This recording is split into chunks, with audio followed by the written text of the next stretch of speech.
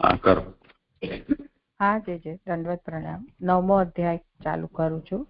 પાના નંબર 314. 9મો અધ્યાય બ્રહ્માજીની સ્તુતિ. એમાં પહેલો શ્લોક બ્રહ્મ ઉવાચ. હે ભગવાન, લાંબા સમય પછી મેં આપને આજ જાણ્યા. ભગવાનની ગતિ દેહવાળાઓથી જણાતી નથી એ મોટો દોષ છે. આપથી બીજું કાંઈ નથી. જો હોય તો તે શુદ્ધ નથી, કારણ કે માયાના ગુણોની શેડભેડથી આપ ઘણા જણાવો છો. શ્લોક 2. જેમનાથી તમઃ નિત્ય દૂર રહેલું છે તેવા આપનું આ જે રૂપ છે તે અનુભવના રસના ઉદયથી સત્પુરુષો ઉપર કૃપા કરવા થયેલું છે. તે આપે આરંભમાં ધારણ કરેલું છે અને આપના સેંકડો અવતારોનું એક જ બીજ છે કે જેની નાભીમાંથી નીકળેલા કમળરૂપ ભવનમાંથી મારો આવિર્ભાવ થયેલો છે. શ્લોક 3. હે શ્રેષ્ઠ પુરુષ, આપના આ માત્ર આનંદરૂપ વિકાર રહિત ન ઢંકાયેલ તેજવાળા સ્વરૂપથી જુદું હોય તેવું કાંઈ નથી. હે આત્મન, આ સ્વરૂપને હું વિશ્વ રચનારું, એક વિશ્વથી જુદું, ભૂતો અને ઇન્દ્રિયોના આત્મારૂપ જોઉં છું. હું આપના તે સ્વરૂપનો આશ્રય કરું છું. શ્લોક 4. હે ભુવનોના મંગલરૂપ, આ નિશ્ચય તે જ સ્વરૂપ છે. આપની ઉપાસના કરનારા અમોને આપે ધ્યાનમાં અમારા મંગલ માટે દેખાડેલું છે. તે ભગવાનને નમસ્કાર. આપની પ્રાપ્તિ માટે દુષ્ટોના સંગવાળા નરકમાં જનારાઓ જેમનો અનાદર કરે છે તેવા આપની આજ્ઞામાં અમે રહીએ. શ્લોક 5. પરંતુ હે નાથ, જેવો વેદરૂપ વાયુઓએ આણેલી આપના ચરણ કમલની કળીની ગંધ કાનરૂપ છિદ્રોથી સૂંઘે છે અને જેમની ઉત્તમ ભક્તિ વડે ચરણથી પકડાયેલા છો તે પોતાના પુરુષોના હૃદય કમલમાંથી આપ ખસતા નથી. શ્લોક 6. જ્યાં સુધી લોક આપના અભય ચરણને વરતા નથી ત્યાં સુધી તેમને ધન, દેહ તથા સગાઓને લીધે ભય, શોક, ઈચ્છા, પરિભવ તથા ઘણો લોભ અને દુઃખના મૂળરૂપ મારું એવો ખોટો આગ્રહ રહે છે. 7. સર્વ અશુભનો નાશ કરનારા આપના પ્રસંગથી જેમની ઇન્દ્રિયો વિમુખ છે અને જે લોભે વશ કરેલ મનવાળા કંગાલો થોડા કામના સુખની કણકા માટે સદા અકુશલ કર્મો કરે છે તેઓની બુદ્ધિ દૈવે હણેલી છે. 8. હે મોટા ડગ ભરનાર, ભૂખ, તરસ તથા 3 ધાતુઓથી તાડ, તાપ, વાયુ તથા વરસાદથી અને એકબીજાથી કામરૂપ અગ્નિથી અને સહન થઈ ન શકે તેવા ક્રોધથી વારંવાર પીડાતી આ પ્રજાઓને જોતા હે અચ્યુત, મારું મન ખિન્ન થાય છે. હે ઈશ, જ્યાં સુધી ભગવાનનું ઇન્દ્રિયોના અર્થરૂપ માયાનું બળ જેમાં છે તેવું આત્માનું આ એવું જુદાપણું જ ન જુએ ત્યાં સુધી કર્મરૂપ મૂલવાળો દુઃખનો સમૂહ લાવતો આ સંસાર વ્યર્થ હોવા છતાં અટકતો નથી. અહીંયા થોડી ગડબડ થઈ છે. ન ભેગું છે. જન જુએ.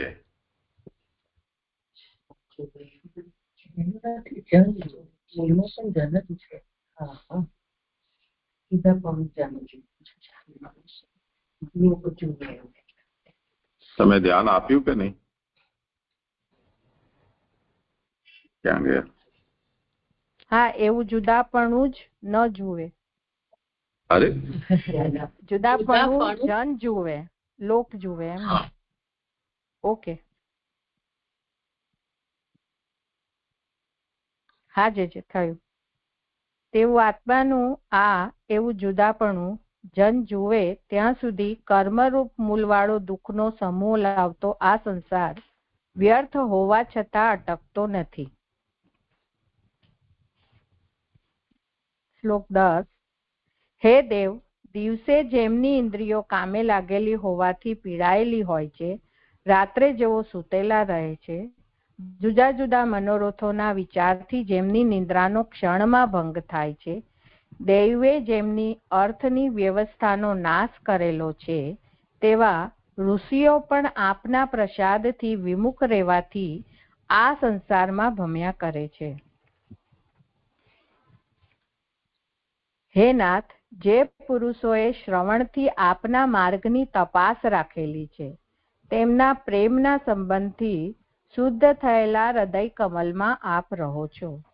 હે ઘણાથી ગવાયેલા, જેવી જેવી બુદ્ધિથી ભક્તો આપના રૂપનો વિચાર કરે છે, તેવો તેવો દેહ ઉત્તમ અનુગ્રહ કરવા આપ પ્રગટ કરો છો.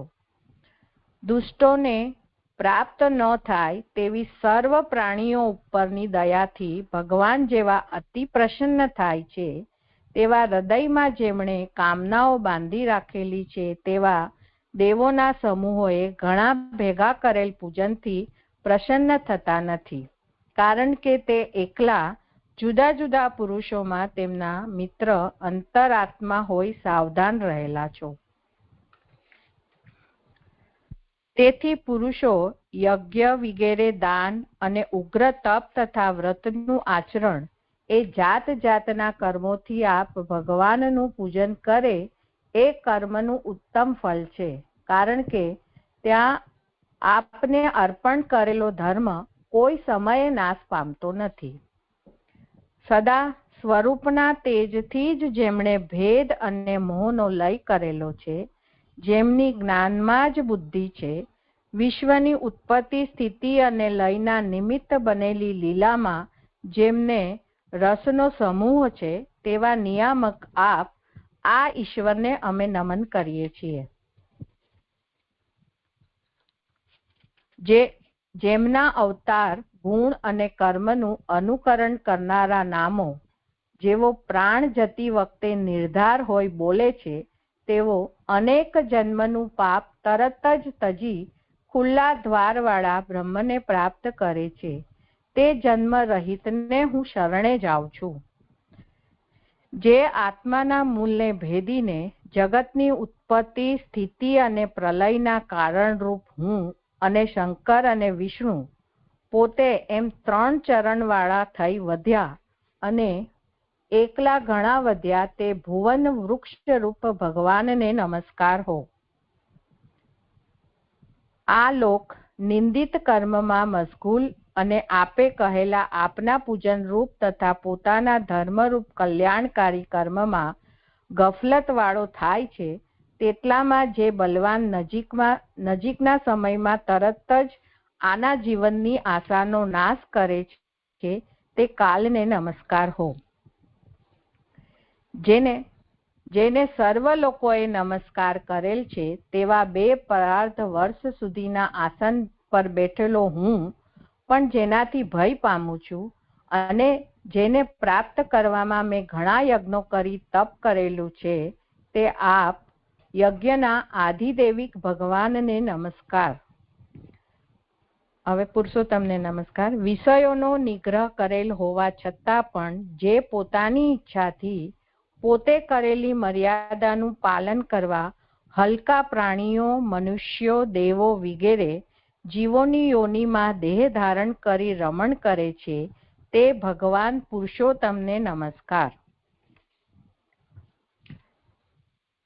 હવે નારાયણને. જે 10ના અર્ધ કાર્યવાળી અવિદ્યાના અંતરાય વિનાના હોવા છતાં લોકના સમૂહને પોતાના ઉદરમાં રાખી જનને સુખ સમજાવતા ભયંકર મોજાઓની હારવાળા જલની અંદર સર્પની સૈયાના સ્પર્શને લીધે સુખ કરનારી નિંદ્રા કરે છે, તેમને નમસ્કાર.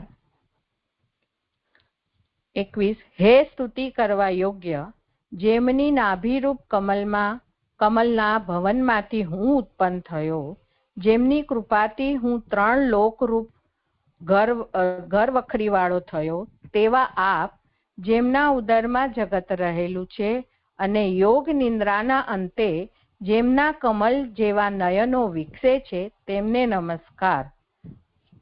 આ 21 શ્લોકથી સ્તુતિ થઈ. હવે પ્રાર્થનાના છે. સર્વ જગતના મિત્ર એકલા આત્મા તે આ ભગવાન ભગરૂપ સત્વથી જે જગતને સુખી કરે છે, તેનાથી જ હું જેમ પહેલાની પેઠે આ જગત રચું તે પ્રકારે મારી દ્રષ્ટિનો સ્પર્શ કરો. પ્રણામ કરનાર જેમને પ્રિય છે તેવા આ છે. શરણ આવેલાને વર આપનાર આ ભગવાન ગુણાવતાર ધારણ કરીને પોતાની શક્તિ રમા વડે જે કરે છે તેમાં તેમના પોતાના પરાક્રમ રૂપ આ જગત રચતા પણ જે પ્રકારે કર્મના પાપનો હું ત્યાગ કરું તેવી રીતે મારું ચિત્ત પોરવાયેલું રહો. ત્રીજી માંગણી છે. અહીં જલમાં રહેલા જે અનંત શક્તિવાળા પુરુષની નાભિરૂપ ઊંડાણમાંથી જ્ઞાન શક્તિરૂપ હું ઉત્પન્ન થયો તે હું આમનું આ વિચિત્ર રૂપ વિસ્તારું ત્યારે મારું વેદની વાણીનું ઉચ્ચારણ નાશ ન પામો.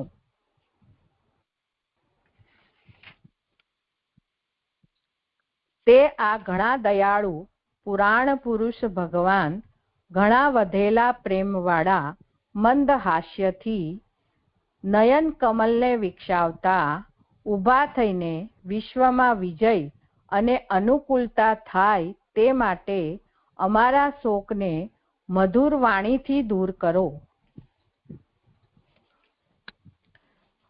તપ વિદ્યા અને સમાધિથી પોતાના પિતાને એ પ્રમાણે જાણી મન અને વાણી ચાલ્યા જાય ત્યાં સુધી સ્તુતિ કરીને તે ખેદ પામેલાની પેઠે અટક્યા. પછી બ્રહ્માના અભિપ્રાયનો નિશ્ચય કરીને તે કલ્પનો નાશ કરનાર જલથી ખેદ પામેલા ચિત્તવાળા પોતાને માટે લોકોની બરાબર સ્થિતિનું જ્ઞાન થાય તે માટે દુઃખી થતા તેમને મધુસૂદનને તેમનું દુઃખ દૂર કરતા હોય તેમ અગાધ વાણીથી નીચે પ્રમાણે કહ્યું. હવે ભગવાન ઉવાચ આવશે. શ્રી ભગવાન ઉવાચ. હે વેદ ગર્ભ બ્રહ્મા, તું આળસ ન કર અને સૃષ્ટિ રચવાનો ઉદ્યમ કર, કારણ કે જેની તું મને પ્રાર્થના કરે છે તે મેં આગળથી કરી રાખેલું છે. તું ફરી ભારે તપ કર અને મારા સંબંધવાળું જ્ઞાન પ્રાપ્ત કર. હે બ્રહ્મા, તે બેથી તું આવરણ વિનાના લોકોને હૃદયમાં જોઈશ. હે બ્રહ્મા, પછી પોતામાં અને લોકમાં ભક્તિવાળો સાવધાન થઈ તેમાં વ્યાપેલા મને જોઈશ અને આત્માના સંબંધવાળાની મારી અંદર લોકોને જોઈશ. જેમ કાષ્ઠોમાં અગ્નિ રહેલો છે તેમ જ્યારે લોક મને સર્વ પ્રાણીઓમાં રહેલો જુએ ત્યારે જ પાપથી મુક્ત થાય છે. જ્યારે મહાભૂતો, ઇન્દ્રિયો, ગુણો તથા અંતઃકરણ વિનાનો અને સ્વરૂપથી મારી અંદર રહેલો આત્માને જુએ ત્યારે સ્વરાજ્ય પ્રાપ્ત કરે છે.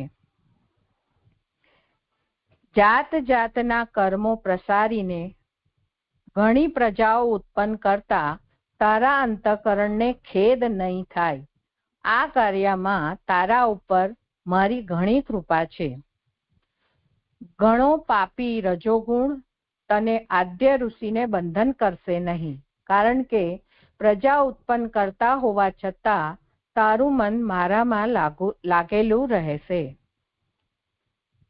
હું દેહીઓને જ્ઞાન થઈ ન શકે તેવો હોવા છતાં પણ આજે તો તને મારું જ્ઞાન થયું છે, કારણ કે તું મને પહેલા મહાભૂતો, ઇન્દ્રિયો, ગુણો અને અંતઃકરણ વાળો જાણતો હતો. મારા સ્વરૂપના જ્ઞાનની ઈચ્છા થતા તું કમલના દાંડા દ્વારા જલની અંદર કમલના મૂળને શોધતો હતો, ત્યારે મેં તને બહાર મારા પોતાના દર્શન કરાવ્યા નહીં. હે પુત્ર, તે મારી કથા અને મારા અભ્યુદયના લક્ષણવાળી જે સ્તુતિ કરી અને તારી જે તપમાં નિષ્ઠા છે તે આ મારી કૃપા છે. હું પ્રસન્ન છું. તેમ થાઓ તારું કલ્યાણ હો, કારણ કે લોક ઉપર વિજય પ્રાપ્ત કરવાની ઈચ્છાથી નિર્ગુણ અને ગુણવાળા તરીકે મારું વર્ણન કરતા તે મારી સ્તુતિ કરી. જે પુરુષ નિત્ય આ સ્તોત્રથી મારી સ્તુતિ કરીને મારું પૂજન કરે તેના ઉપર સર્વ ઈચ્છેલા પદાર્થો આપનારો હું તરત પ્રસન્ન થાઉં છું. કુવા વગેરે ખોદાવવાથી, તપથી, યજ્ઞોથી, દાનોથી, યોગોથી અને સમાધિથી પુરુષોને મોક્ષ વગેરે જે ફળ પ્રાપ્ત થાય છે તે મારી પ્રીતિ છે એવો તત્વ જાણનારાઓનો મત છે. હે ધાતા, ઘણા જ પ્રિય પદાર્થો કરતા પણ અધિક પ્રિય હોય હું આત્માઓનો આત્મા છું. તેથી જેને માટે દેહ વગેરે પ્રિય થાય છે તેવા મારામાં પ્રેમ કરવો જોઈએ. આત્મામાંથી ઉત્પન્ન થયેલો તું સર્વ વેદરૂપ તારા દેહથી પહેલાની પેઠે આ બ્રહ્માંડ અને પ્રજાઓ અને જે મારા સાથે ગાઢ સંબંધવાળી પ્રજાઓ છે તેમને ઉત્પન્ન કર. છેલ્લો શ્લોક. મૈત્રેય ઉવાચ. પ્રકૃતિ અને પુરુષના ઈશ્વર જેમની નાભીમાંથી કમળ નીકળેલું હતું તે જગત રચનારને એ પ્રમાણે જણાવીને પોતાના સ્વરૂપથી આ જગત દેખાડીને પોતાના સ્વરૂપથી અંતર્હિત થયા. ઇતિ શ્રીમદ લક્ષ્મણ ભટ્ટ પુત્ર શ્રીમદ વલ્લભ દીક્ષિતે રચેલી શ્રીમદ ભાગવતની સુબોધિનીના 3જા સ્કંદમાં 9મા અધ્યાયનું વિવરણ સમાપ્ત. અહીંયા ભાગવતનું પારાયણ પૂરું થયું. હવે હું આગળ ભાગવતાર્થમાં લઈ રહી છું.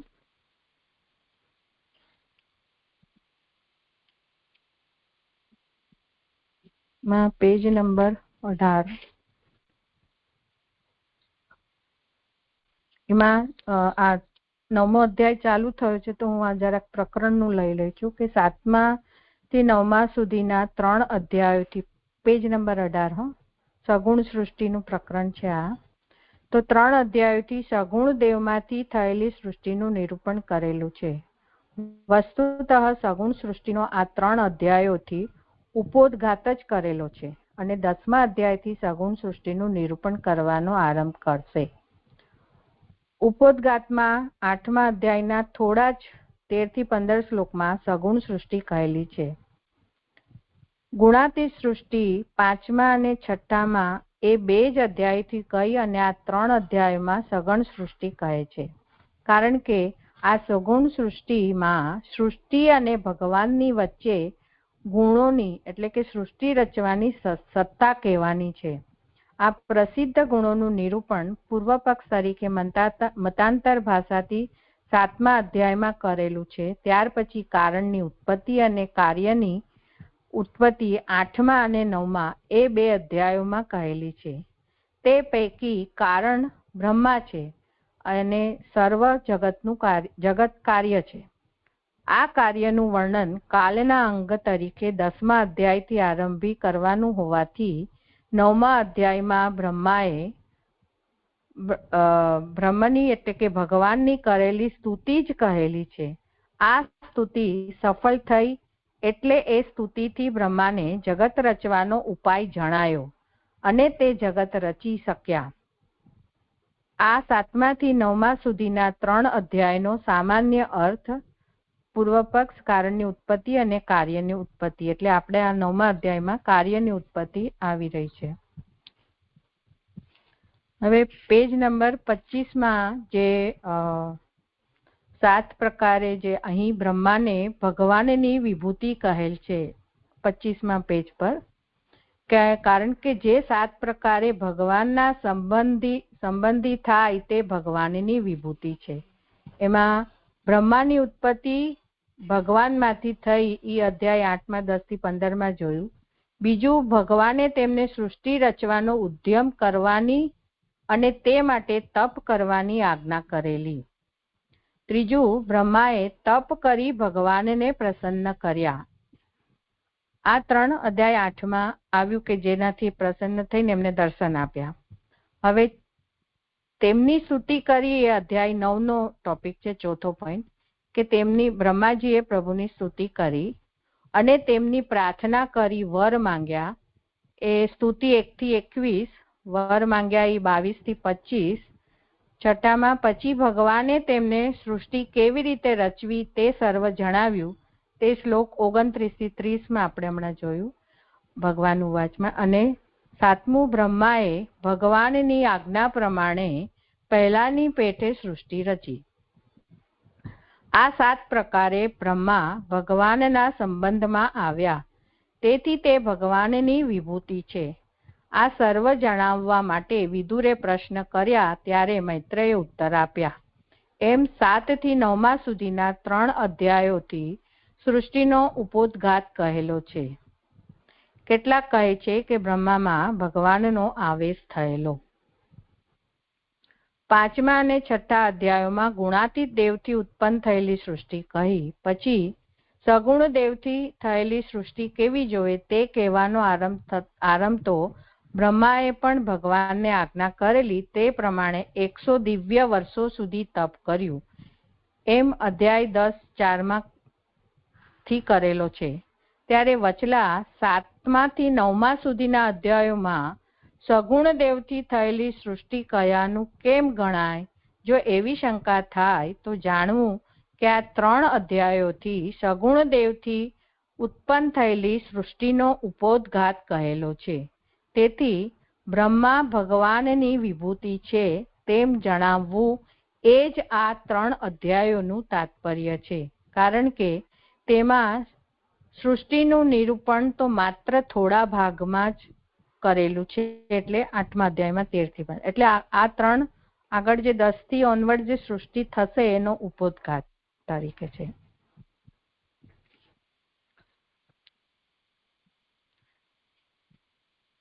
હવે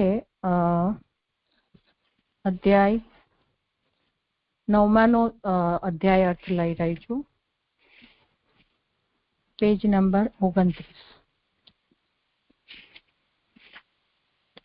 બ્રહ્માએ કરેલી સ્તુતિ. બ્રહ્માએ 9મા અધ્યાયમાં જે સ્તુતિ કરી છે તે ભગવાનના સ્વરૂપનો નિર્ણય કરાવનારી છે. બ્રહ્માએ આ અધ્યાયના પહેલા 21 શ્લોકથી આ સ્તુતિ કરેલી છે. આ શ્લોકોની સંખ્યા પણ તે સાકાર બ્રહ્મ છે એમ જણાવે છે. એટલે સંખ્યાની સંગતિ બતાવે છે. 10 હાથની આંગળીઓ, 10 પગની આંગળીઓ અને 21મો આત્મા. એમ પુરુષ 21 અંગવાળો છે. આથી એમ સિદ્ધ થાય છે કે ભગવાનનું સદા ભજન કરવું અને તેવું ભજન જ ફલરૂપ છે. બ્રહ્મા આવા ભજનની પ્રાર્થના 22 થી 25 સુધીના 4 શ્લોકોથી કરે છે. વાસ્તવિક રીતે ભગવાનની કૃપા માટે જ પ્રાર્થના કરવી જોઈએ અને અહીં બ્રહ્મા જેની પ્રાર્થના કરે છે તે કૃપા પણ કરાવનારું છે. તેથી બ્રહ્મા આ જ પ્રાર્થના કરી માંગે છે. કારણ કે સંસારમાં આ દુર્લભ છે. ભજન થઈ શકે તે માટે બ્રહ્મા 4 પદાર્થોની પ્રાર્થના કરે છે અને તે 4 પદાર્થોની પ્રાર્થનાથી જ વાસ્તવિક રીતે તેમણે ભજનની પ્રાર્થના જ કરેલી છે. એમાં પહેલું 4 પદાર્થ કયા છે કે પહેલું સાત્વિકપણું અથવા જ્ઞાન, બીજું ભગવાનના ગુણોમાં આસક્તિ અથવા ભગવાનના ચરિત્રના કીર્તનમાં રચ્યા પચ્યા રહેવાપણું, ત્રીજું વાચક એટલે કે બ્રહ્મ જણાવનાર વેદ પોતે ભૂલી ન જાય તે, અને ચોથું સર્વ પ્રસંગોમાં પોતાને ઉદ્વેગ ન થવો અથવા પોતાના શોકનો નાશ. એ 4ની બ્રહ્માએ 22 થી 25 સુધીના 4 શ્લોકોથી અનુક્રમે પ્રાર્થના કરી. આ 4 તો પ્રમાણ એટલે કે શાસ્ત્રની આજ્ઞા પ્રમાણે વર્તન કરવાથી જ પ્રાપ્ત કરવા જોઈએ એવી શંકા ન કરવી. એટલે કે આ જે 4 પદાર્થ માંગ્યા છે તો એ શાસ્ત્ર પ્રમાણે વર્તન કરવાથી પ્રાપ્ત થઈ શકે, તો એવું શંકા ન કરવી કે એ શાસ્ત્રથી પણ એમ નહીં મળે, કારણ કે આ 4 ભગવાન જ આપી શકે છે, બીજા કોઈ પ્રકારે પ્રાપ્ત થઈ શકે તેવા નથી. હવે પ્રાર્થનાનો ઉત્તર જે પ્રભુનો આન્સર આપ્યો છે, પ્રભુએ જે કીધું છે એમને એની. બ્રહ્માએ એવી પ્રાર્થના કરી ત્યારે ભગવાને તેમને ફરીથી તપ વગેરે સાધનો કરવાનો જ ઉપદેશ કર્યો. શ્લોક 30. પણ તેમણે માંગેલ પદાર્થો તૈયાર તેમને આપ્યા નહીં. એટલે એમણે જે 4 માંગ્યા છે એ તૈયાર નથી આપ્યા, કારણ કે બ્રહ્માએ ભગવાનની પ્રેમથી સેવા કરી ન હતી. તેથી બ્રહ્માએ શું કરવું જોઈએ એ વિષયનો ભગવાને તેમને ઉપદેશ જ કર્યો. ભગવાને બ્રહ્માની પ્રાર્થનાનો પ્રાર્થના પ્રમાણે ઉત્તર આપેલો નથી, પરંતુ સાધનો કરવા એવો જુદો જ ઉપદેશ કરેલો છે. પહેલા તપ કરવાનો ઉપદેશ કર્યો શ્લોક 30માં, કારણ કે તપથી સાત્વિકપણું પ્રાપ્ત થાય છે.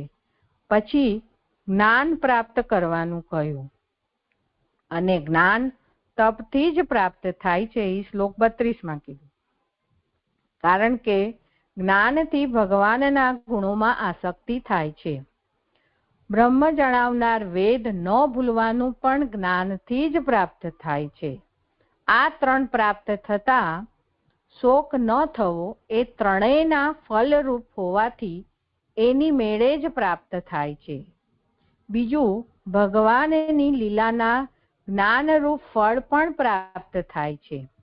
જ્યારે ભગવાનની લીલાનું જ્ઞાન થાય ત્યારે હૃદયમાં ઉત્સાહ અને વેદ ન ભૂલવાનું ઉત્તમ પ્રકારે પ્રાપ્ત થાય છે. એટલે આખી એમણે જે 4 પદાર્થ માંગ્યા હતા એનું 4નું અહીંયા લિંક કરીને મહાપ્રભુજી સમજાય કે તપથી સાત્વિકપણું થશે, સાત્વિકપણાથી જ્ઞાન થશે, અને જ્ઞાનને લીધે પ્રભુના ગુણોમાં આસક્તિ બી થશે, વેદ પણ નહીં ભૂલે, અને આ ત્રણેયથી જે ફળરૂપ થશે એ એમને ઉદ્વેગ નહીં થાય. એટલે એમને ક્યારે પણ ત્રણેયના ફળરૂપ હોવાથી એની મેળે જ પ્રાપ્ત થાય છે. શોક નહીં થાય ક્યારે પણ ફળરૂપ. અને બીજું, લીલાના જ્ઞાનરૂપ ફળ પણ પ્રાપ્ત થશે.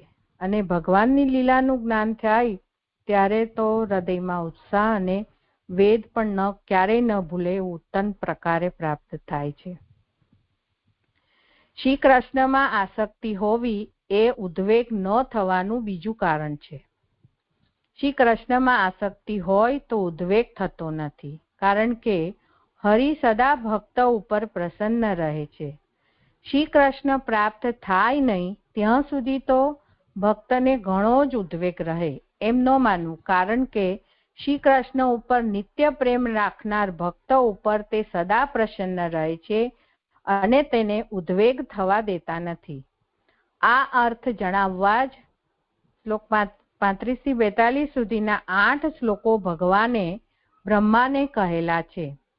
પછી ભગવાને જે સ્વરૂપે બ્રહ્માને દર્શન દીધેલા તે સ્વરૂપથી જ તે તિરોહિત થયા, એટલે તે સ્વરૂપ નિત્ય પણ છે. એ રીતે 9મા અધ્યાયમાં એમ સિદ્ધ કર્યું છે કે બ્રહ્માના પિતા પણ બ્રહ્મ એટલે કે ભગવાન છે. એટલે જ અહીંયા પુરુષોત્તમ સહસ્ત્રમાં બી નામ આવી રહ્યા છે. જે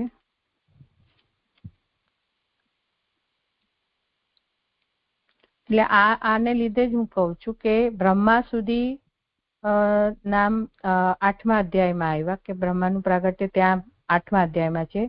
પછી મરીચ્યાદિ પિતામહ વેદ કરતા, જે પ્રભુના શ્લોકમાં જે છે, વેદ કરતા, યજ્ઞ કરતા અને સર્વ કરતા, એ જે પ્રભુના શ્લોક છે એમાં મને આ નામ આવતા હોય એવું સમજાય છે. જે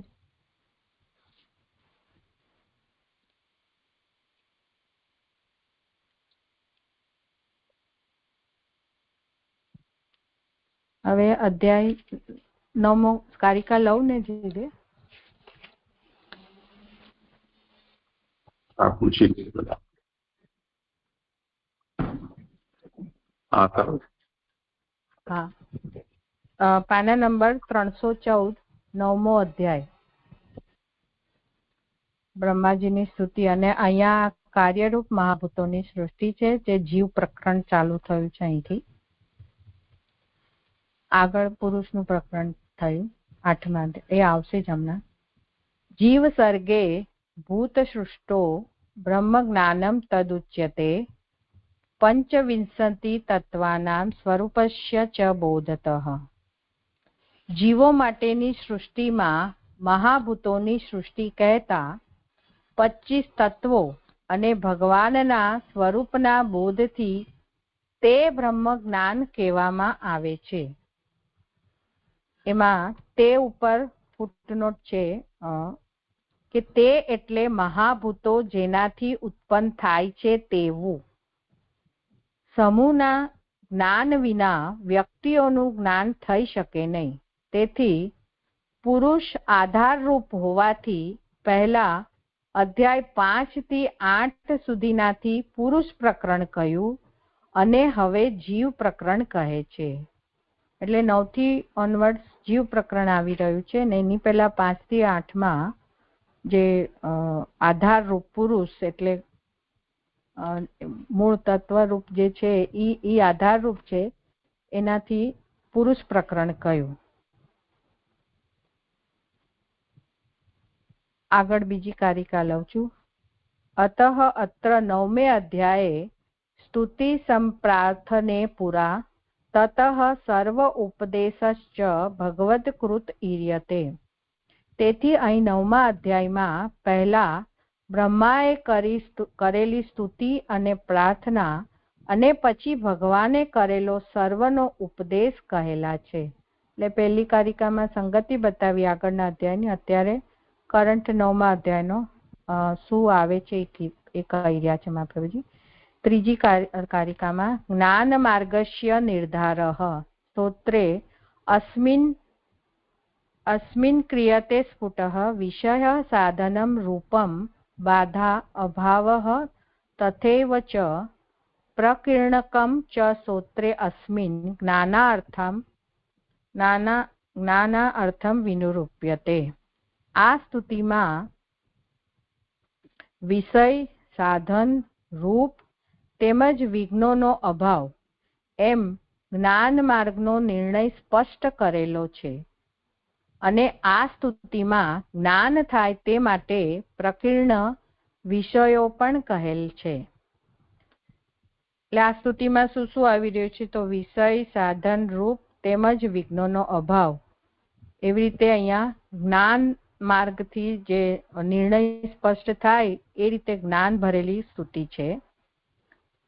અને એમાં પ્રકીર્ણ વિષયો પણ આવેલા છે. એમાં બીજી ફૂટનોટમાં કહી રહ્યા છે કે આ 1.5 કારિકાથી વિદુર અને મૈત્રેયના સંવાદમાં કથાની સંગતિ જણાવી છે. તેમાં જ્ઞાનનો વિષય 1 થી 7 સુધીના, સાધન જે છે એ 8 થી 13 સુધીમાં, અને ભગવાનનું રૂપ 14 થી 21 સુધીના, અને વિઘ્નોનો અભાવ 22 થી 25 સુધીના સ્તુતિના શ્લોકથી કહેલ છે. તેમાં ઉપયોગી પ્રકીર્ણ વિષયોનો એ ચારેયમાં સમાવેશ કરેલો છે. એટલે આખું આ અધ્યાયનું સ્તુતિનું આખું વિવરણ આવી ગયું. કઈ રીતે શ્લોક વાઇઝ બાયફર્કેશન છે એ પુરુષોત્તમજી કહી રહ્યા છે.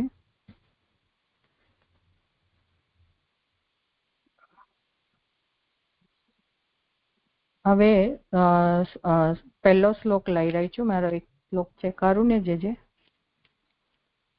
હા કરી.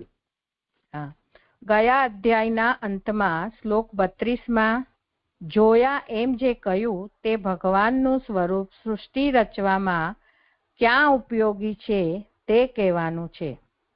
એટલે આપણે ગયા શ્લોકમાં જોયું કે પ્રભુના દર્શન એમણે કર્યા હતા બ્રહ્માજી, કે ભગવાનને જોયા. એ જે કીધું હતું એ ભગવાનનું સ્વરૂપ સૃષ્ટિ રચવામાં ક્યાં ઉપયોગી છે તે કહેવાનું છે. જો આ સ્વરૂપ બ્રહ્મ હોય તો મૂળ કારણ તરીકે તે ઉપયોગમાં આવે, અને જગતનું રચનાર તે ન થાય, કારણ કે તે જગત રચવાનું પોતાને સોંપેલું છે. તેથી આરંભમાં નીચેના શ્લોકમાં આ ભગવાન જ બ્રહ્મ છે અને બ્રહ્મનું જ્ઞાન જગતની ઉત્પત્તિનું કારણ હોવાથી જ્ઞાન જણાવવા માટે પોતાને આ ભગવાનનો સાક્ષાત્કાર એટલે કે જ્ઞાન થયેલ જ છે એમ કહે છે. એમાં ત્રીજી ફૂટનોટ છે કે પોતે રચનાર તે ન થાય અને જગતનું રચનાર તે ન થાય, એટલે પોતે બ્રહ્મા, પણ આ જગત રચવાનું કાર્ય બ્રહ્માજીને સોંપેલું છે. એમાં ત્રીજી ફૂટનોટ છે કે પોતાને એટલે કે 4 મુખવાળા બ્રહ્માને, એટલે મૂળ કારણ તો પ્રભુ જ છે, મારે ફક્ત એને રચવાનું છે. તેથી એને આ ભગવાન જ બ્રહ્મ છે અને બ્રહ્મનું જ્ઞાન જગતની ઉત્પત્તિનું કારણ હોવાથી. એમાં ચોથી ફૂટનોટ કહે છે કે ઉપાદાન, જે પદાર્થોનું જગત બને છે તેનું પ્રાપ્ત થાય તેવું અને પ્રત્યક્ષ જ્ઞાન હોવાથી જગતનું કારણ છે.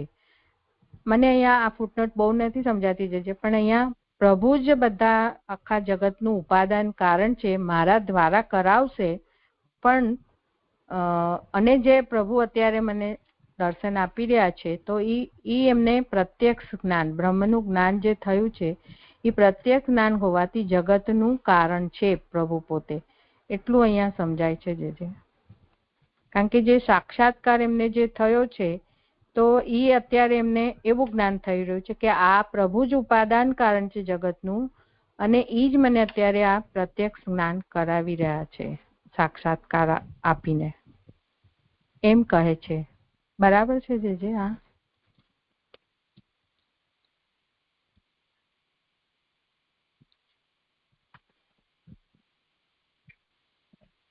એટલે આ જે અંશ છે બ્રહ્મ જ્ઞાનસ્ય જગત કારણત્વાत् જ્ઞાન નિરૂપણાર્થમ જગત કારણત્વાत् એના ઉપર આ છે.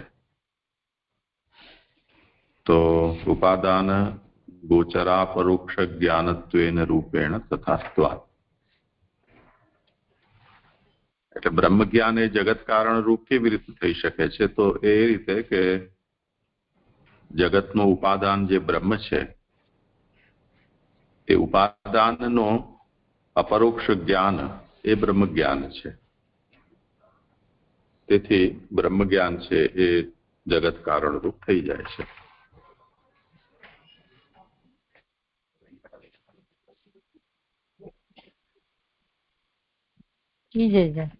હવે બ્રહ્મ ઉવાચ પહેલો શ્લોક છે. જ્ઞાતો અસી મે અદ્ય સુચિરાન અનુ દેહ ભાજામ ન જ્ઞાયતે ભગવતો ગતિરીતિઃ અવધ્યમ ન અન્યત્વદ અસ્તિ ભગવન અપી તન્ન શુદ્ધમ માયા ગુણ વ્યતિકરાદ્ય ઉરુઃ અવિભાસી. હે ભગવાન, લાંબા સમય પછી મેં આપને આજ જાણ્યા. ભગવાનની ગતિ દેહવાળાઓથી જણાતી નથી. હલો, આજ એટલે આવા જ એ અર્થમાં નહીં, પરંતુ આજે એ અર્થમાં છે. જી જય. લાંબા સમય પછી મેં આપને આજે જાણ્યા. ભગવાનની ગતિ દેહવાળાઓથી જણાતી નથી એ મોટો દોષ છે. આપથી બીજું કાંઈ નથી, જો હોય તો તે શુદ્ધ નથી, કારણ કે માયાના ગુણોની શેળભેળથી આપ ઘણા જણાવો છો. હવે સુબોધિની. હે ભગવાન, આજ જ મેં આપને જાણ્યા, પણ ઘણા લાંબા સમય પછી. લાંબા સમય પછી પણ આપનું જ્ઞાન થયું ત્યારે જ જન્મ સફળ થયો. તેમ જ્ઞાન ન થાય તો જન્મ સફળ થતો નથી. એમ ભગવાનની ગતિ દેહવાળાઓથી જણાતી નથી એ મોટો દોષ છે. એટલે બ્રહ્માજી કહી રહ્યા છે કે આગળ તો એમને પ્રભુના બારામાં નતું જ્ઞાન, પણ અત્યારે જે એમને સાક્ષાત વાંચી લો એમ શબ્દોથી, આ મૂળના શબ્દો છે.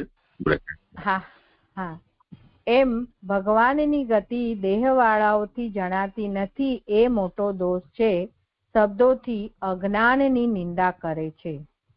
એટલે પહેલા એમને પોતાને પણ જ્ઞાન નતું કાંઈ પણ હવે અત્યારે જે એમને સાક્ષાત્કાર થયો છે બ્રહ્માજીને, તેનાથી એમને લાગે છે કે મેં પણ આપને જાણ્યા પણ ઘણા લાંબા સમય પછી મને આપનું જ્ઞાન થયું, અને આપનું જ્ઞાન થાય છે ત્યારે જન્મ પણ સફળ થાય છે. અને બીજી બાજુ કહી રહ્યા છે કે દેહવાળાઓથી તો આ આપની ગતિ જાણે પોસિબલ જ નથી, અને એટલે જ એમના માટે મોટો દોષ છે. એવી રીતે જે અજ્ઞાન છે દેહવાળાઓને એની નિંદા કરી છે, અને પોતાને જે જ્ઞાન થયું છે એનું એ કર્યું છે કે એમને જે જ્ઞાન થયું છે એનાથી જન્મ સફળ થાય છે. આ બંને વિષય એટલે જ્ઞાન અને અજ્ઞાન બંને વિષયમાં સંમતિ કરનાર એટલે કે આપનાર ભગવાન જ છે. નનુ શબ્દથી કોમલ સંબોધન કરેલું છે. જે સુરિચાન અનુ જે કીધું છે એ સંબોધનથી કોમલ સંબોધન કરેલું છે. દેહવાળાઓથી ભગવાનની ગતિ જણાતી નથી તે અવધ્યમ એટલે કે મોટો દોષ છે. કારણ કે આ ઋષિને જાણીને નગરમાં પ્રવેશ કરવો નહીં એ શ્રુતિ ભગવાનનું જ્ઞાન થયા પછી દેહ ધારણ કરવાની મના કરે છે. એમાં 5મી ફૂટનોટ છે કે દેહવાળાઓને ભગવાનની ગતિનું જ્ઞાન હોતું નથી એ વિષયમાં શ્રુતિનું પ્રમાણ કહે છે. આ શ્રુતિ તૈત્તરીય આરણ્યકમાં છે. અહીં આંધળાને મળી મળ્યો વગેરેથી ભગવાનની ગતિ ઘણા પ્રપંચથી પ્રાપ્ત કર્યા પછી નગરમાં પ્રવેશ કરવાની મના કરેલી છે. આનો અર્થ નીચે પ્રમાણે આ ઋષિને એટલે કે પહેલા જણાવેલા વિવેક પ્રાપ્ત કરાવનારા મંત્રોથી સમૂહથી પ્રાપ્ત તથા પરમાર્થ તત્વને જાણીને નગર એટલે કે શરીરમાં પ્રવેશ કરવો નહીં, એટલે કે દેહને આત્મા માનવાનો ભ્રમ ન કરવો. તેથી ભગવાનની ગતિ જાણવાથી મોક્ષ પ્રાપ્ત થવાનો સંભવ હોવાથી ગતિના અજ્ઞાનને લીધે જ મોક્ષ પ્રાપ્ત થતો નથી એ જ મોટો દોષ છે. અહીં ગતિનો અર્થ ક્રિયાનો પ્રકાર છે.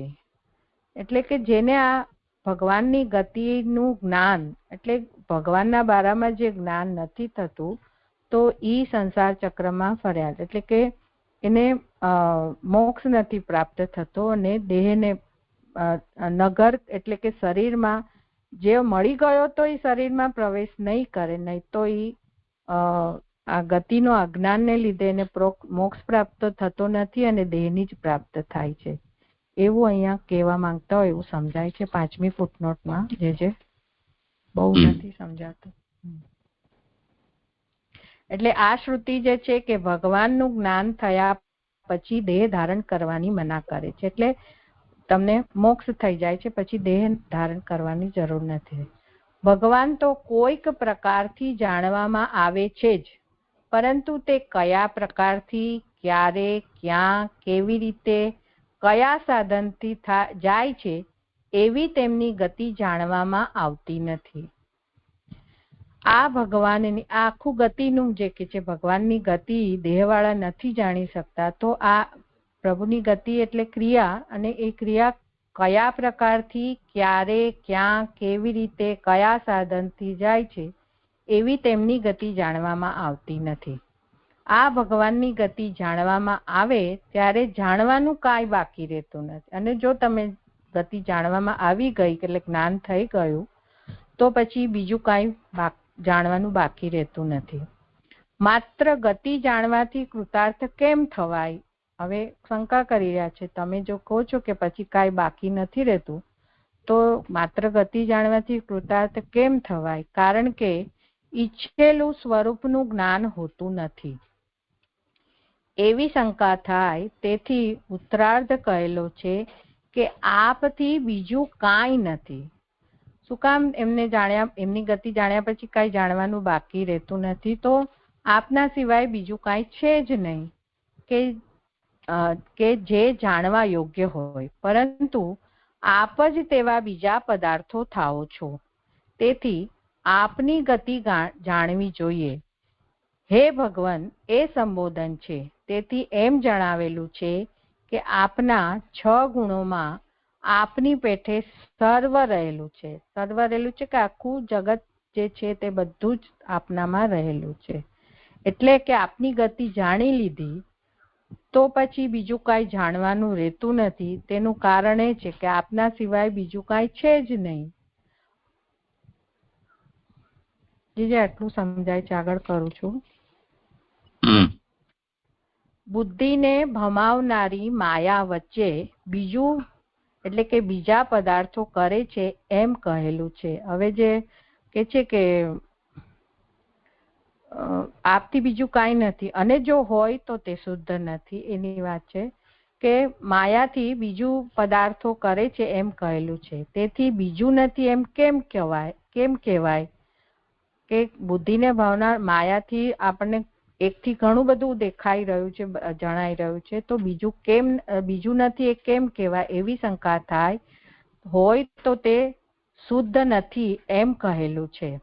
એમાં 6ઠ્ઠી ફૂટનોટ છે કે તે એટલે કે માયાથી બીજા પદાર્થને રચવાનું, સાંસારિક પદાર્થ રૂપ જગત બનાવવાનું એવો અર્થ છે.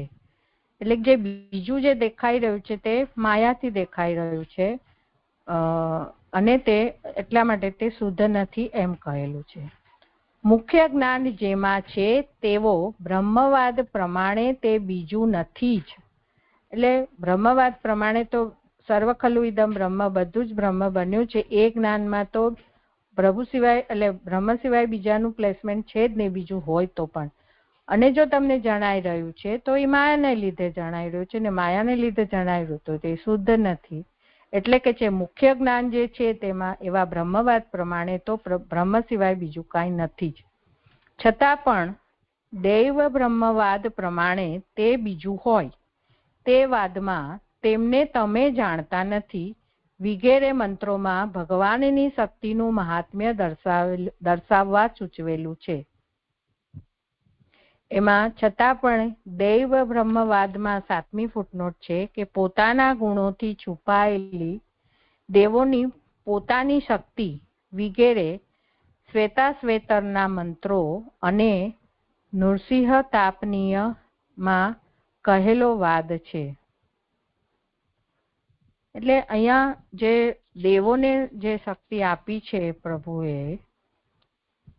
એ શક્તિની વાત હોય ને કે પોતાના ગુણોથી છુપાયેલી દેવોની પોતાની શક્તિ. જે આ ફૂટનોટ મને બહુ નથી સમજાઈ રહી કે અહીંયા દેવ બ્રહ્મવાદ પ્રમાણે તે બીજું હોય.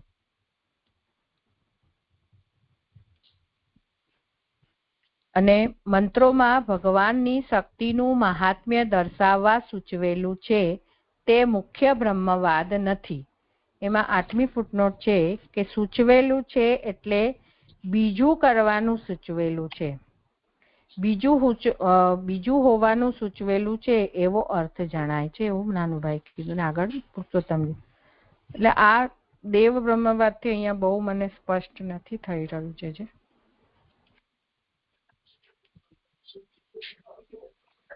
વાંધો નહીં, જોઈશું પછી આગળ. કરી લો કરી લો આગળ. ઇન્દ્ર માયાઓ વડે ઘણા રૂપવાળા છે. આ વાક્યમાં પણ બીજું હોવાનું કહેલું નથી. કારણ કે મધ્યાને સોમ કાઢતા મહેન્દ્રના ઘરમાં મહેન્દ્રની સ્તુતિનું આ વાક્ય હોવાથી તે શક્તિઓ ઇન્દ્રની માયાઓ જ છે તેમ ન હોય તો બહુવચન ઘટે નહીં. બધું સામર્થ્ય ભગવાનનું જ છે એમ જણાવવા ઉપનિષદોમાં પણ તે બીજું હોવાનું કહેલું છે. ઇન્દ્ર પણ જે કરે છે તે ભગવાને જ કરેલું છે એવો દેવતા બ્રહ્મવાદનો સંચિત અર્થ છે એમ કેટલાક કહે છે. એટલે અહીંયા જે એક્ઝામ્પલ આપું કે ઇન્દ્ર માયાઓ વડે ઘણા રૂપવાળા છે. ઉપર જે બ્રહ્મની વાત છે કે એમના સિવાય બીજું કાંઈ છે જ નહીં, અને જો હોય તો એ શુદ્ધ નથી, માયાથી છે. તો અહીંયા જે કહી છે કે દેવ બ્રહ્મવાદમાં જેમ ઇન્દ્ર માયાઓ વડે પોતાના એમને જે પ્રભુએ સામર્થ્ય આપ્યું છે ઇન્દ્ર વગેરે દેવતાઓને, તો એ પોતાની માયા વડે ઘણા રૂપવાળા થાય છે. તો એમાં કારણ કે એનું મધ્યાને સોમ કાઢતા મહેન્દ્ર ઘરમાં મહેન્દ્રની સ્તુતિનું વાક્ય હોવાથી, એટલે કે એકથી વધારે રૂપ ઇન્દ્ર રહે છે ને મધ્યાને પણ સોમ કાઢતા એટલે કે યજ્ઞ વગેરે કરતા હોય છે ઘરમાં. એ રીતનું મને સમજાયેલું છે, મને બહુ સ્પષ્ટ નથી, હું મારા પ્રમાણે કરું છું. તો એવી શક્તિ પ્રભુએ જ ઇન્દ્રને આપી છે. એ શક્તિઓ ઇન્દ્રની માયાઓ જ છે. તેમનો હોય તો બહુવચન ઘટે નહીં. અને પાછું આ બધું સામર્થ્ય ભગવાનનું જ છે એમ જણાવવા ઉપનિષદોમાં પણ તે બીજું હોવાનું કહેલું છે. એટલે બીજું જે કહી નથી શકતા, આપથી બીજું કાંઈ નથી, એની સામે આ દેવ બ્રહ્મવાદ કર્યા છે કે આ જે બીજું હોવાનું કહેલું છે કે ઇન્દ્ર પણ જે કરે છે તે ભગવાને જ કરેલું છે એવો દેવતા બ્રહ્મવાદનો સંચિત એટલે સમુચ્ચય અર્થ છે એમ કેટલાક કહે છે. એમાં 9મી ફૂટનોટ છે. કેટલાક એટલે કેટલાક ઉપનિષદોનું વ્યાખ્યાન કરનાર. તેથી માયાથી થતી સૃષ્ટિ વેદમાં નથી જ. એટલે વેદમાં માયાથી જે દેખાઈ રહ્યું છે બીજું ઘણા બધું, ઈ સૃષ્ટિ વેદમાં એનો ઉલ્લેખ નથી. સ્વપ્ન સિવાય માયાની સૃષ્ટિ નથી એમ કેટલાક કહે છે. એટલે આ રીતે આ બેનો ઉલ્લેખ અહીંયા સ્વપ્ન સિવાય માયાની સૃષ્ટિ નથી, એ જે મિથ્યા જે શંકરનું કહી રહ્યા એનું ખંડન કરી રહ્યો એવું સમજાય છે. એક તો માયાથી થતી સૃષ્ટિ વેદમાં કીધી જ નથી. છતાં પણ ભાગવત સિદ્ધાંતમાં પણ માયા જો વચમાં કોઈ પદાર્થની કલ્પના કરે તો તે પદાર્થ શુદ્ધ નથી, કારણ કે તેને ઉત્પન્ન કરનાર બ્રહ્મ દોષ છે. એટલે અહીંયા માયાથી જે કાંઈ બી આપના સિવાય બીજું કાંઈ નથી, જે છે તે આપ જ છો. ઈ જે માયા ભાગવત સિદ્ધાંતમાં તો જો માયા વચમાં કરીને કલ્પના કરે તો પછી એ જે દેખાઈ રહ્યું છે એ શુદ્ધ નથી, અને ઈ માયાથી ઉત્પન્ન થનારો બ્રહ્મ છે એવું અહીંયા સમજાઈ રહ્યું છે. આગળ પછી શંકા કરે છે કે જો એક ભગવાન અનેક કેવી રીતે થાય? કારણ કે કારણ એક હોવાનો વિરોધ આવે તેને લીધે કાર્યની અનેક સંખ્યા હોવાનું સંભવતું નથી એવી શંકા થાય. તેથી માયાના ગુણોની જે કાંઈ બી દેખાઈ રહ્યું છે તે બીજું કાંઈ છે જ નહીં, જો મૂળમાં શ્લોકમાં કીધું, અને જો હોય તો તે શુદ્ધ નથી, એ ઉપર પુરવાર કર્યું. અને હવે કે છે કે કારણ કે માયાના ગુણોની શેડભેડથી આપ ઘણા જણાવો છો એની વાત કરે છે કે એક ભગવાન અનેક કેવી રીતે થાય, અને કારણ એક હોવાનો વિરોધ આવે તેને લીધે કાર્યની અનેક સંખ્યાઓ હોવાનું સંભવતું નથી. જો એવી શંકા થાય, તેથી માયાના ગુણોની શેડભેડથી શબ્દ યોજેલ છે. માયાના ગુણો એટલે સત્વ, રજ અને તમઃ. ગુણના વ્યતિકરાત એટલે કે અન્યોન્ય સંબંધ ભેળસેળને લીધે તેઓ હદવાળા હોય. તાપમાં જેમ ઘરો કરે છે તેમ જુદા જુદા પદાર્થો કરે છે, ત્યારે આપ ઘણા જણાવો છો. તેથી આપનું જ્ઞાન થાય ત્યારે કાંઈ પણ જાણવાનું બાકી રહેતું નથી. એમાં 10મી નથી એટલે કે તાત્પર્ય જોતા જણાતી નથી. અને 11મી ફૂટનોટમાં કહે છે કે તેથી આપનું જ્ઞાન થાય એટલે કે આપ ભગવાન જ સર્વરૂપ હોવાથી. એટલે જે કાંઈ બી છે એ આપ જ બન્યા છો, સર્વરૂપ આપ જ બન્યા છો, આપના સિવાય બીજું કાંઈ નથી. અને જો બીજું કાંઈ દેખાઈ રહ્યું છે તો એ માયાથી દેખાઈ રહ્યું છે, એટલે એ શુદ્ધ નથી એવું અહીંયા બ્રહ્માજી કહેવા માંગે છે. આટલું સમજાય છે જે મને?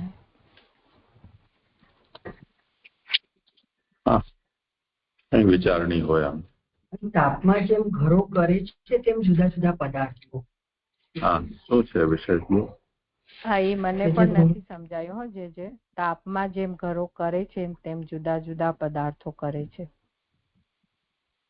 એ ભેળસેળથી જે 3 ગુણોના મિશ્રણથી જે બધું હદવાળું થઈને જે જણાય છે પોતાની દ્રષ્ટિથી સંસાર રૂપી, ઈ મને સમજાઈ રહ્યું છે જે આપ કરો.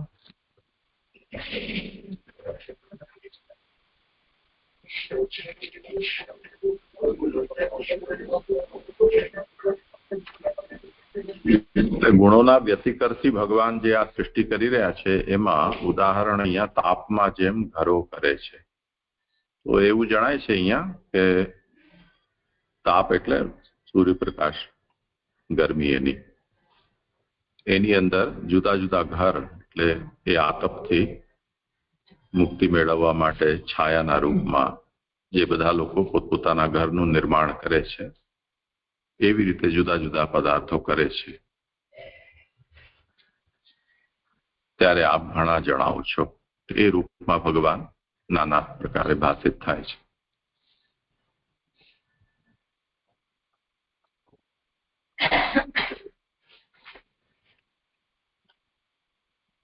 આ જે છે ને ભગવાનની ગતિ દેહ ભાવથી જણાતી નથી, એ મોટો દોષ છે. અને એના ઉપર ફૂટનોટ. એટલે એમ સામાન્ય રીતે તો જે સમજાવ્યું પૂર્ણિમાબેને એ તો બરાબર રીતે આવ્યું, પણ આનું જે સારાંશ કરીને જે પુરુષોત્તમજીએ કહ્યું ને એ હજુ એકદમ વધારે સારી રીતે નથી સમજાઈ ગયું. કે આ જે અર્થ કર્યો ને કે આનો અર્થ નીચે પ્રમાણે એમ કરીને ઋષિ 5 નંબરની ફૂટનોટમાં પરમ તત્વને જાણી અને પછી શરીરમાં પ્રવેશ કરવો નહીં, એટલે દેહને આત્મા માનવાનો ભ્રમ ન કરવો. જે પરમ તત્વને જયારે જાણી લે એટલે પરમ તત્વ સંબંધી જયારે પણ જ્ઞાન થઈ જાય, જ્ઞાન થયા પછી તો હવે એને આ પ્રકારે દેહ પ્રાપ્ત થવાનું નથી. ને જો દેહ પ્રાપ્ત નહીં થાય આ પ્રકારનો ભ્રમ, એટલે આ હજુ એકદમ આમ જે કહેવા ઈચ્છી રહ્યા છે ને એ આ ઋષિને જાણીને નગરમાં પ્રવેશ કરવો નહીં, આ શ્રુતિ છે. એટલે એનો અર્થ કોષ્ટકમાં ત્યાં જ આપી દીધેલો છે. આનો સારાંશ કે આ શ્રુતિ ભગવાનનું જ્ઞાન થયા પછી દેહ ધારણ કરવાની મના કરે છે.